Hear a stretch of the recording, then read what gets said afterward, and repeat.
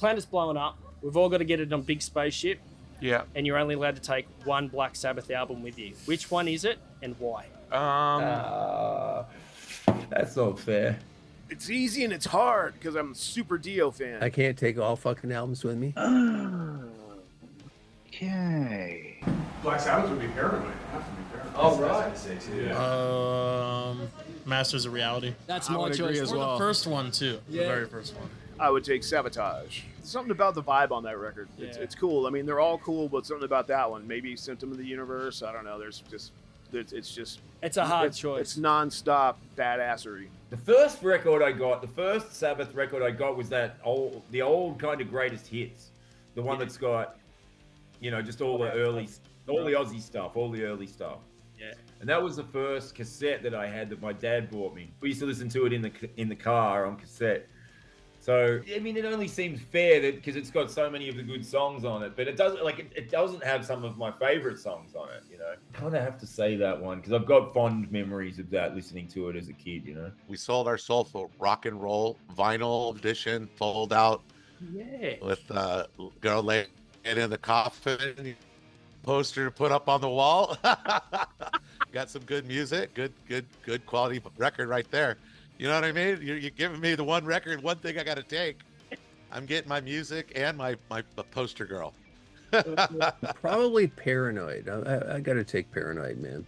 Because I listened to it 1,000 times as a kid. When I was learning how to play drums and wanted to be in a band, I fucking listened to Black Sabbath. I put headphones on and play along with it, Wait, is Iron Man on Paranoid? Yeah. Yeah. So fuck it. I mean, that's good enough, right? I would take Sabotage. All the records before that are fucking great.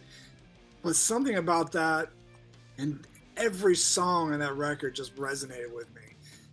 And it's perhaps because it was the very first Sabbath record I listened to back to back. Listening to it, I was like, holy fuck, this whole record just smokes. Every song just smokes. And the words and the intensity of the music and it just sounds amazing. It's just like everything about Black Sabbath all into one. It will be Sabbath, Bloody Sabbath. I actually have 2 UK vinyl original of it in mint condition. Now I'm bragging about my record collection. Masters of Reality.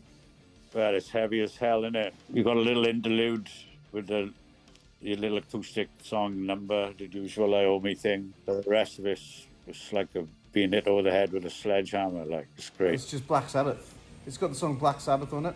I don't know. I think just because that's the first one, that's the pioneering. That's where it started. I would say Sabotage.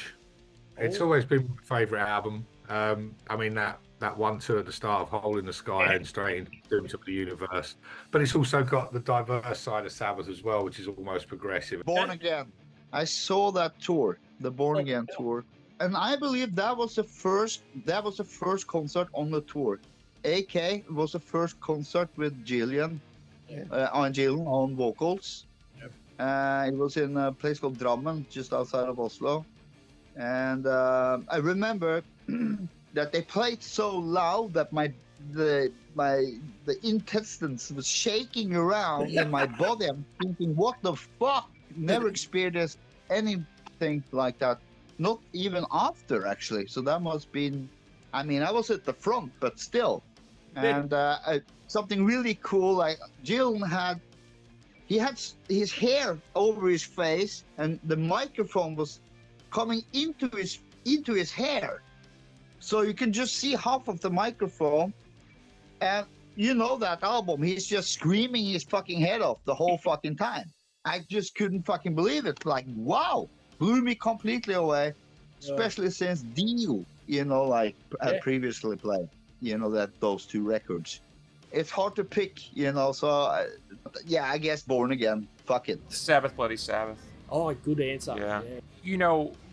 Tony was such a pioneering guitarist and a visionary musically. Yep. And what makes him so interesting is, he pioneered the idea of a riff becoming part of the song in a way that was almost atmospheric and cinematic. Yep. And I think we really all understand that now, especially those of us who love metal. But then in about 74, 75, Tony starts to take this kind of artistic turn. Yeah. it's almost alternative Sabbath if you really look at it. And I think that's why Sabbath has so much street cred with alternative musicians and even rappers and stuff like that. There's this other Sabbath. Because early Sabbath is more bluesy, heavy, doomy. But like somewhere in there, it starts to get really out there, and that's the Sabbath I love the most. Black Sabbath question. Why didn't we do the Black Sabbath? Let's question? do it. Okay, so